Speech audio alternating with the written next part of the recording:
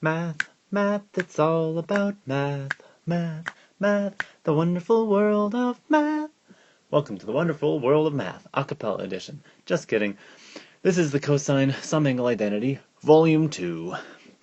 Previously, we talked about the cosine sum angle identity, how to deal with the cosine of a sum of two angles. So, you take cosine of the first times cosine of the second minus sine of the first times sine of the second angle. Now what we did last time was we were able to express the cosine of an angle that we don't know very well as the cosine of a sum of two angles that we did know very well. And so once we split this up using the identity above, we were able to say the cosine of 30 degrees, oh that's well known, the cosine of the second angle, 45 degrees, that's well known.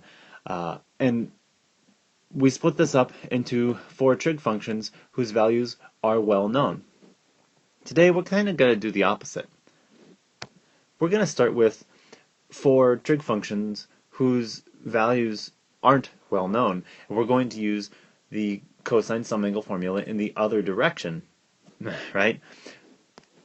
Starting from the cosine of the first angle times cosine of the second minus sine of the first times sine of the second. This is equal to cosine of the sum of these two angles, right? Our trick is to recognize that what we have here follows that pattern. Cosine of an angle times cosine of another angle. Well, then this one's the first and this one's the second, right? Now if this is the product of sines of the same two angles, sine of one of these guys times sine of the other one, and it is sine of 63 degrees, that's the first angle, right? These match, times sine of 27 degrees, that's the same second angle we had before. There's only two angles altogether, 63 degrees and 27 degrees, and they're in the right pattern. Two cosines minus a product of two sines. So take a minute and observe that these follow the same pattern. So if this is equal to the cosine of the sum of these two angles involved, then this is equal to the cosine of the sum of these two angles. The cosine of the sum of which two angles? Or what two angles are involved here?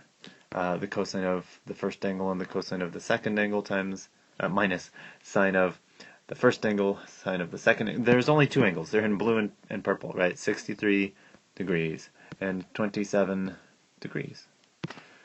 So this is 63 plus 27. Anybody? Any guesses? If we did this correctly, it should be 90 degrees. So, well, none of these values are known without a calculator. Cosine of 90 degrees is something that we should be able to find easily without a calculator. And if it's not, go study that. That's the quadrantal angle. Cosine of 90 degrees is 0. Without the cosine sum angle identity, this is going to be very hard to evaluate. But recognizing that it fits the pattern of the cosine sum angle formula, I can turn it into this much easier single cosine of a well-known angle. Now this only just sort of magically worked out in this case. You won't always be able to do this, right? If this had said 63 degrees and 26 degrees, this would have said cosine of 89, which is not better. It's not. But because the sum of these two angles is a nice angle, this was a nice, smart thing to do. Let's try another one. Cosine of 144 degrees times cosine of 36 degrees minus sine of 36 degrees times the sine of 144 degrees. So we want to see if it fits the pattern. So here's our identity at the bottom. Cosine of an angle times cosine of a different angle. We've got that. Cosine of an angle times cosine of a different angle. Check. Minus sine of this first angle times sine of the second angle, right? Okay, so these angles have to match and these angles have to match, right? These angles, well, they don't match, and these angles, they don't match. But here's the thing, and the thing is that 2 times 3 is the same as 3 times 2, right? And we're comfortable with that with numbers. What I want you to see is that this is a product, sine A times sine B. Now, if I write it as sine B times sine A, there's nothing that's really different about that, right? Because the order of multiplication doesn't matter. So what's important is not that it goes sine A times sine B. What matters is that these two angles are the same as these two angles. It doesn't matter what order they go in, because order of multiplication isn't important. So we can check. Cosine of 144 degrees. 144 degrees. Is one of these angles 144 degrees? You betcha. It happens to be the second one, but that's not really what's important. Is one of these two... Okay, yes it is. 36 degrees. The other one is 36 degrees. Because you have sine of 144 times sine of 36, in whatever order that product appears, you do have that product. Which means that this is going to be the cosine of the sum of these two angles. Cosine of 144 degrees plus 36 degrees. What is the sum of those two angles? Huh? If you check it with the calculator, you should get something nice. 180 degrees. And the cosine of 180 degrees is negative 1. So while these cosines aren't known, these sines, we don't know them. I mean, somebody does. They're in a book somewhere. They're in your calculators. But we don't know them like we know this one. Now, let's move on to our last examples.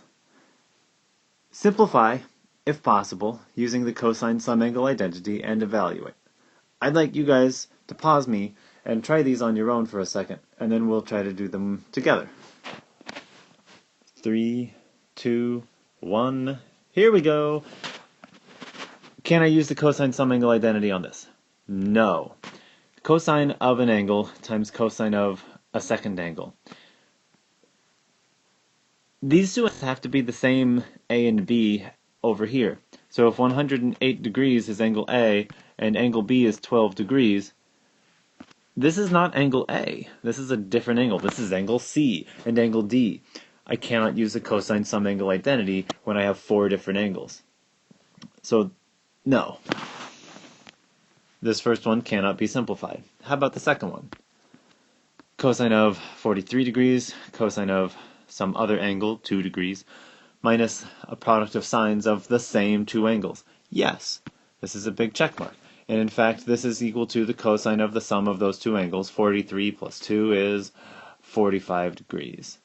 Which means that we can actually simplify this all the way to a number, radical 2 over 2, something quite familiar. How about this stuff? Cosine of 40 degrees times cosine of 60 degrees, so that's a product of cosines of two angles, right? We've got A is 40 degrees and B is 60 degrees. That's cool. And here we've got the sine of 40 degrees, so that's, again, that's the same A angle that we had before. And 60 degrees, that's something we've seen before, right? But this is the kind of 40 plus 60 is 100. We don't know the cosine of 100. And well, you may say that I actually know what these are.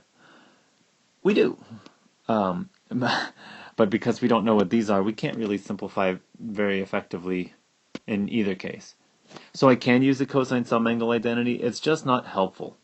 I can't get the next step like I did with the previous example. So we can kind of simplify this. We just can't evaluate it, right? We can evaluate these, but not these. So nothing good really is going to happen with this one. Here, can I do this one?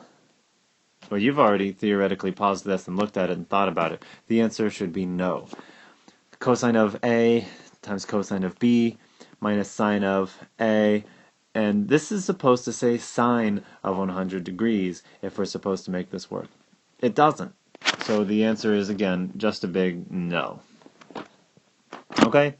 So this one didn't work because we had 4 different angles. This one didn't work because it wasn't cosine, cosine, sine, sine. So those ones were right out. This one worked perfectly, just like it's supposed to. And this one, we can use the identity, but it doesn't help. And that's really all the stuff we need to go over for this type of example. So, our word of the day is Tarbosaurus, the alarming lizard. This has been a Badger Bear production of the wonderful world of math. Thank you.